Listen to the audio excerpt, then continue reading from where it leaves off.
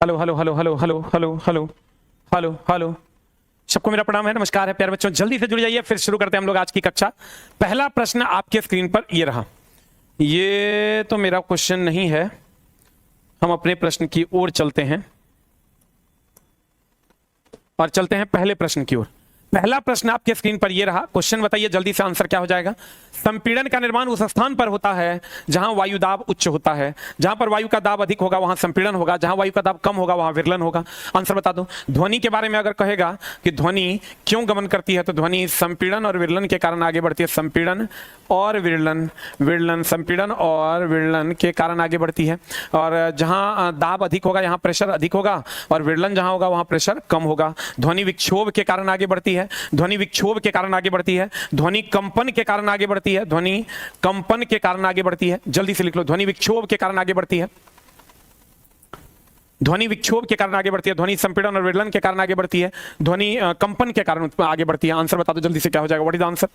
जहां पर संपीड़न होगा वहां पर उस स्थान पर जहां वायुदाब अधिक होगा, जहां वायुदाब अधिक होगा वहां पर संपीड़न होगा आपका, जहां वायुदाब कम होगा वहां विरलन होगा। ध्वनि कहेगा किसके कारण आगे बढ़ती है, विक्षोभ के कारण, कंपन के कारण आगे बढ़ती है। ध्वनि एक यांत्रिक तरंग है, ये भी ध्यान रखना। ध्वनि कैसा तरंग है, यांत्रिक तरंग है। जिसमें कंपन होता है उसे यांत्रिक तरंग कहते हैं। ध्वनि एक प्रत्यास्थ तरंग है, ध्वनि एक प्रत्यास्थ तरंग है। ध्वनि अगर हम बात करें तो ध्वनि हवा में अनुदैर्ध्य है। हवा में तुमको पूछेगा ध्वनि हवा में क्या है, अनुदैर्ध्य है। ध्वनि का वेग कितना होता है, 332 मीटर पर सेकंड। आंसर बता दो क्या हो जाएगा, व्हाट इज द आंसर।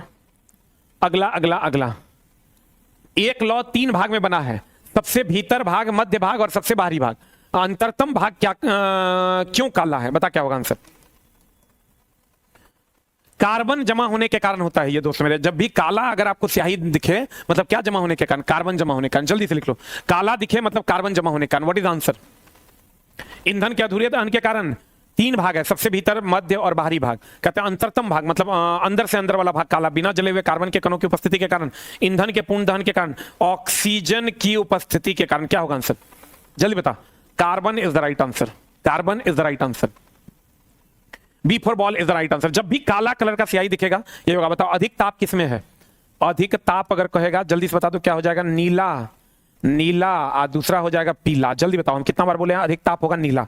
पर्याप्त ऑक्सीजन होगा तब भी नीला रहेगा, पर्याप्त ऑक्सीजन होगा तब भी नीला रंग का दिखाई देगा। कौन सा बायोमास ऊर्जा का स्रोत नहीं है।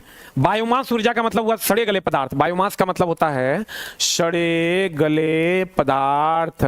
बायोमास ऊर्जा बोले तो सड़े गले पदार्थ। परमाणु ऊर्जा इसका स्रोत नहीं है, गोबर है। इथेनॉल तो एकदम किनवने से प्राप्त होता है, ग्लूकोज के लकड़ी है, ये है। सड़े गले पदार्थ से जो प्राप्त होता है उसे बायोमास ऊर्जा कहते हैं। आंसर हो जाएगा परमाणु ऊर्जा। पानी थोड़ा सा मंगवा दीजिए।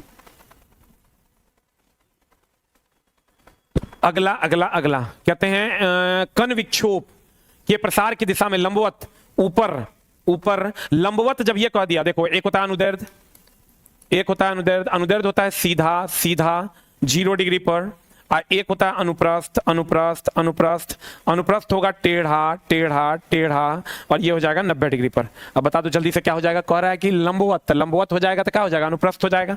आंसर मारो जल्दी से, क्या हो जाएगा, व्हाट इज द आंसर। अनुप्रस्थ। अनुदैर्ध्य का ग्राफ यही होगा सीधा। और इसका एग्जाम्पल भी अगर कहोगे तो एक एग्जाम्पल हो जाता है ध्वनि तरंग, एक एग्जाम्पल हो जाएगा प्रकाश तरंग, प्रकाश तरंग, या विद्युत चुंबकीय तरंग, या दोस्त मेरे एकदम सीधी बात, नो बकवास, सिर्फ पढ़ाई, विद्युत चुंबकीय तरंग।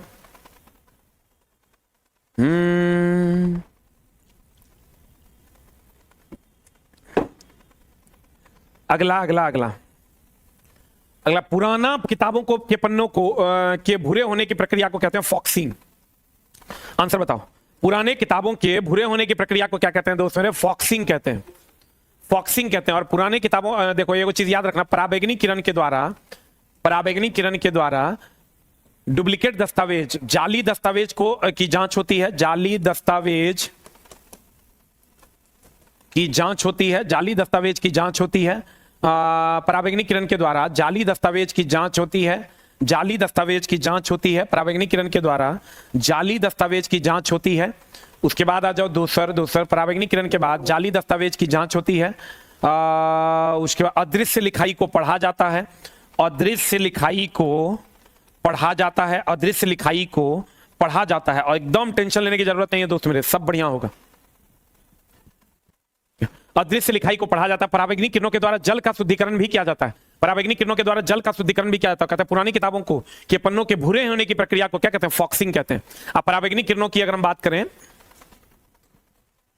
परावैंगनिक किरणों की अगर हम बात करें, जाली दस्तावेज की जांच होती है, अदृश्य लिखाई को पढ़ा जाता है।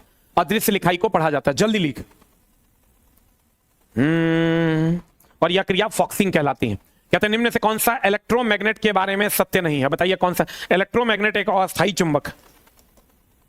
इलेक्ट्रोमैग्नेट की अगर हम बात करें, ये अस्थायी चुंबक है। इलेक्ट्रोमैग्नेट एक अस्थायी चुंबक है। ये अस्थायी चुंबक है। इसकी क्षमता इसके पोल के बीच के साथ भिन्न होती है। ध्रुवीकरण नहीं किया जा सकता। इसकी क्षमता को बदला जा सकता है। क्या होगा आंसर? इस ध्रुवीकरण नहीं किया जा सकता, ये गलत है। हर मैग्नेट में दो पोल है, एगो नॉर्थ एगो साउथ। सर टेक्नीशियन वाले छात्र के लिए साइंस की स्पेशल क्लास, टेक्नीशियन वाले छात्र के लिए सबके लिए स्पेशल क्लास आ गया है 22, 23 और 24। चला, जो एलपी का सिलेबस है वही टेक्नीशियन का सिलेबस, खाली नंबर ऑफ क्वेश्चन अलग अलग। क्षमता, और अस्थायी चुंबक में करंट का प्रवाह कर दोगे क्षमता बढ़ जाएगा। इसकी क्षमता पोल के बीच के साथ भिन्न होता है। भैया पोल का जो क्षमता होगा बीच के साथ अलग होगा, पोल पर ज्यादा होगा, बीच में कम होगा। ध्रुवीकरण नहीं किया सकता, यह गलत है। अगला, निम्नलिखित में से कौन सा आयनिक यौगिक का एक गुणधर्म नहीं है? सबको पता है आयनिक यौगिक का क्वथनांक और गलनांक उच्च होता है। आयनिक यौगिक की अगर हम बात करें, इसका क्वथनांक गलनांक उच्च होता है। क्वथनांक एंड गलनांक उच्च होता है। क्वथनांक एंड गलनांक उच्च होता है। ये ठोस अवस्था में विद्युत के कुचालक होते हैं। ठोस अवस्था में विद्युत के कुचालक होते हैं। द्रव अवस्था में विद्युत के सुचालक होते हैं। द्रव अवस्था में विद्युत के सुचालक होते हैं। द्रव अवस्था में विद्युत के क्या होते हैं दोस्त मेरे? सुचालक होते हैं। और दोस्त मेरे जल में घुलनशील होता है। जल की अगर हम बात करें तो घुलनशील होता है। और कार्बनिक घोलक में अघुलनशील होता है। कार्बनिक घोलक में अघुलनशील होता है। अब जल्दी से बता दो क्या हो जाएगा? What is answer? What is answer? इसका क्वथनांक और गलनांक उच्च होता है तो सही है। अच्छा, यही तो आंसर। कौन सा गुणधर्म है कह रहा है? इसका क्वथनांक और गलनांक उच्च होगा। या कठोर होता है और आसानी से नहीं टूटता, एकदम सही बात, गलत बात है। या कठोर नहीं होता, भंगूर होता है नमक। ठोस अवस्था में विद्युत के सुचालक, एकदम कुचालक है। देख लो, ठोस अवस्था में कुचालक है। नमक का ढेरी में नहीं होता विद्युत धारा का प्रवाह। या मिट्टी के तेल और पेट्रोल में विलायक में घुलनशील नहीं भाई, कार्बनिक घोलक में अघुलनशील होता है। आंसर बता। अगला अगला अगला जल्दी लिखिए। इसका क्वथनांक और गलनांक कुछ। ठोस अवस्था में कुचालक, द्रव अवस्था में सुचालक, H2O में घुलनशील और कार्बनिक घोलकों में अघुलनशील। अगला अगला अगला, यदि एक जलती हुई मोमबत्ती को कांच के गिलास से ढक दिया जाए तो लौ कुछ समय बाद बुझ जाएगा क्योंकि ऑक्सीजन नहीं मिलेगा उसको। आंसर बताओ, what is answer? Marks safe क्या रहेगा? जो तुम बना पाओगे वैसा क्वेश्चन खाली नहीं बनाना जगह में 70% 50-50 पे लॉक हो। अगर तुम 70% समझ रहा है कि ये सही है तभी बनाना, बाकी तुम्हारा रिजल्ट हो जाएगा। आंसर बताओ क्या होगा? यदि एक जलते, आंसर बताओ। बुझ जा रहा है, कहता है सीमित सल्फर की वजह से, सीमित नाइट्रोजन की वजह से, कार्बन डाइऑक्साइड, सीमित ऑक्सीजन की वजह से। जलने के लिए ऑक्सीजन की जरूरत है, सीमित ऑक्सीजन होगा तो बुझ जाएगा। अगला अगला अगला, मानव शरीर में पाइरुवेट का ऑक्सी विघटन कहां क्या होता है बता? इस सबको पता है, माइटोकॉन्ड्रिया में, और इसी से एटीपी का निर्माण होता है। एटीपी का दूसरा नाम ऊर्जा मुद्रा है। एटीपी का दूसरा नाम क्या है दोस्त मेरे? ऊर्जा मुद्रा है। केंद्रक होगा नहीं, मांसपेशी होगा नहीं, ऊर्जा मुद्रा है। ऊर्जा मुद्रा है। माइटोकॉन्ड्रिया को power house of the cell भी कहते हैं। अगला, एक आंसर बता। गोलीय दर्पण के मुख्य अक्ष के बारे में इनमें से कौन सा सही है? मुख्य अक्ष ये है, मुख्य अक्ष ये है। काल्पनिक होता है, दोनों ओर होता है, लंबवत होता है। यह दर्पण पर अभिलंब होता है, एकदम सही है। आपतन बिंदु हमेशा मुख्य अक्ष पर स्थित होता है, यह गलत है। आपतन बिंदु मुख्य अक्ष पर क्या होगा? यहां भी तो हो सकता है, कहीं भी हो सकता है आपतन बिंदु। मुख्य फोकस हमेशा मुख्य अक्ष पर होता है, एकदम मुख्य फोकस जो होगा वो मुख्य अक्ष पर होगा। आंसर हो जाएगा 1 और 3 इज द राइट आंसर। कितना बार बताएं? ये काल्पनिक रेखा है, दर्पण के दोनों ओर होता है, दर्पण पर लंब होता है। ये काल्पनिक रेखा है, दर्पण के दोनों ओर होता है और दर्पण पर लंब होता है। एनटीपीसी का भी चला बैच कंप्लीट हो चुका है, अब नया बैच आएगा। हो गया? कहते हैं ये काल्पनिक रेखा है, दर्पण के दोनों ओर होता है। बता आंसर। फोटोट्रोपिज्म सबको पता है, प्रकाश की दिशा में मुड़ना फोटोट्रोपिज्म कहलाता है। पौधों के प्रकाश की दिशा में बढ़ना, आंसर। पौधों का प्रकाश की दिशा में बढ़ना फोटोट्रोपिज्म होता है। और ये किस हार्मोन के कारण होता है? ऑक्सीन हार्मोन के कारण होता है। ऑक्सीन हार्मोन के कारण होता है। किसके कारण होता है दोस्त मेरे? ऑक्सीन हार्मोन के कारण होता है। अभी तुम्हारा हम टाइम 1 मिनट भी बर्बाद न करते हुए कंप्लीट कर देंगे। बता, उस एंजाइम का नाम बताइए जिसका उपयोग प्रोटीन को पेप्टाइड में बदलने के लिए। बता क्या होगा? पेप्सिन। और जाइमेज एंजाइम का काम है ग्लूकोज को इथाइल अल्कोहल में बदलना।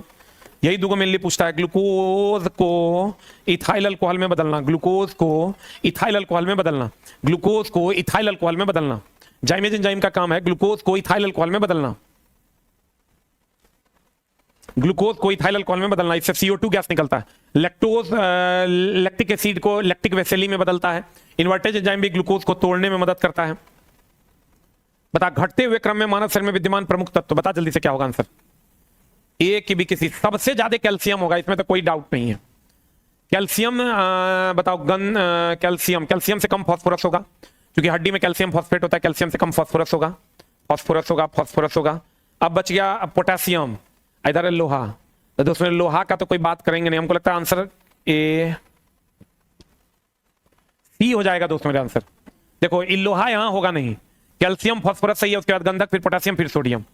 एक और जान लो, मानव शरीर में जो क्रम होता है तत्वों का OCHNCA होता है, OCHNCA होता है। सबसे ज्यादा ऑक्सीजन होता है, उससे कम कार्बन, उससे कम नाइट्रोजन, उससे कम कैल्शियम। यौगिक में कहेगा सबसे ज्यादा तो H2O होगा। यौगिक में सबसे ज्यादा कहेगा तो H2O होगा।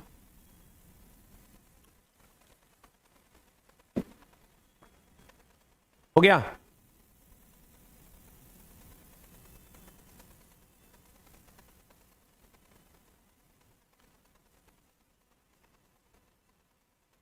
Hello hello hello hello hello hello hello, हो गया? अगला अगला क्या होगा जल्दी बता, व्हाट इज आंसर। ये तो सब मार देगा, बता। ऐच्छिक अनैच्छिक क्रिया के बारे में आपको पता होगा। स्वैच्छिक मांसपेशियों से होता है, जल्दी बता आंसर। स्वैच्छिक मांसपेशियों से होता है, व्हाट इज आंसर। हाँ जल्दी बता, स्वैच्छिक मांसपेशियों से होता है।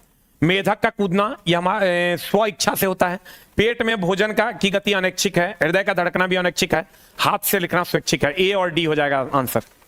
ए और D is the right answer. A और D is the right answer. अगला, निम्न में से किसका क्वथनांक सर्वाधिक है। चूना का, TAO का। TAO का क्वथनांक सर्वाधिक होगा, क्योंकि चूने को खौलाने के लिए अधिक तापमान की जरूरत है। TAO जब H2O से अभिक्रिया करेगा तो ये दे देगा CaOH Hol 2। CaOH Hol 2 जो है, जब Cl2 से अभिक्रिया करेगा तो दे देगा CaOCl into Cl। CaOCl into Cl। CaOH2O से विक्रिया करेगा CaOH Hol 2। CaOH Hol 2 Cl2 से विक्रिया करेगा CaOCl इंटू Cl। आंसर बता, चूना हो जाएगा। इस सब का आयनिक यौगिक का क्वथनांक और गलनांक कुछ होता है, लेकिन इसमें सबसे ज्यादा कहेगा चूना। तीव्रतम अभिक्रिया कौन करता है, वो भी चूना। अम्ल में कौन तीव्रतम अभिक्रिया करता है, सल्फ्यूरिक एसिड। आंसर चूना तीव्रतम अभिक्रिया करता है। NaCl ये प्रबल अम्ल और प्रबल क्षार से बनता है। NaCl प्रबल अम्ल और प्रबल क्षार से बनता है।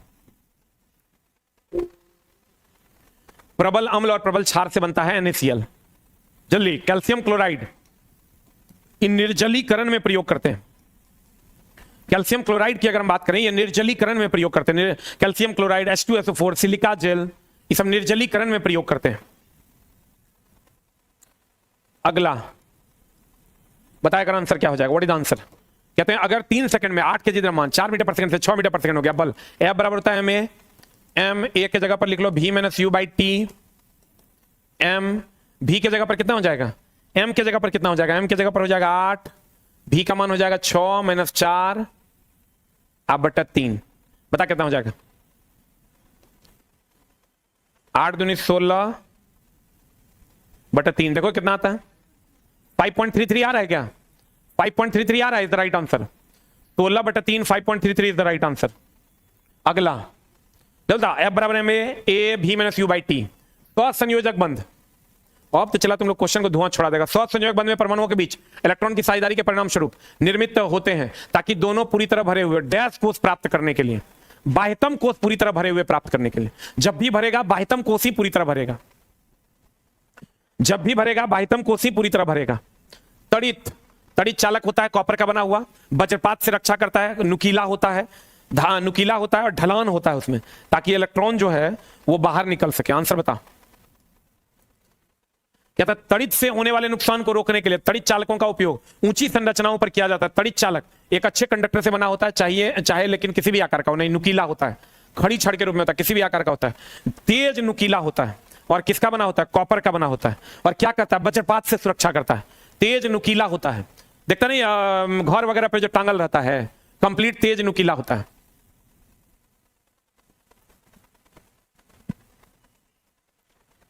निक्टोफोबिया, बताओ क्या nyctophobia, what is answer. Nyctophobia होता है दोस्त मेरे अंधेरे से डर। फोबिया का मतलब होता है डर। And the last question, anodising प्रक्रिया। एकदम तुम्हारा टाइम ना वेस्ट करते हुए क्वेश्चंस को हम कंप्लीट कर दे रहे हैं। एनोडाइजिंग प्रक्रिया किस अम्ल का प्रयोग किया जाता है, बताओ आंसर। Sulphuric acid. एनोडाइजिंग में याद रखना, अल्युमिनियम पर अगर कहेगा कौन सी परत चढ़ाते हैं तो मारना Al2O3। अल्युमिनियम पर कहेगा Al2O3, Al2O3। बाकी सबके बारे में तुम जानता है, सीसा संचयक सेल में ये सल्फ्यूरिक एसिड यूज होता है, नाइट्रिक एसिड एक्वारेजिया बनाने में, एसिटिक एसिड विनेगर में, हाइड्रोक्लोरिक अम्ल उदर में। हाइड्रोक्लोरिक अम्ल कहां उत्पन्न होता है, उदर में। आज की कार्रवाई यहीं तक, फिर मिलते हैं हम लोग कल 9:30 बजे। और 22 तारीख, 23 तारीख, 24 तारीख 3 दिन महामैराथन है, 13 घंटे का। 7 बजे से लेकर रात के 8 बजे तक, सुबह 7 से रात के 8 बजे तक 3 घंटा हम आएंगे। 7 से 10, 10 से 1 में मैथ होगा, 1 से 4 में रीजनिंग होगा, 4 से 8 में करंट अफेयर्स होगा। तो शेड्यूल दे दिया गया है, वीडियो रिलीज कर दिया गया है 22 तारीख, 23 तारीख और 24 तारीख। Thank you very much, love you all, नमस्कार।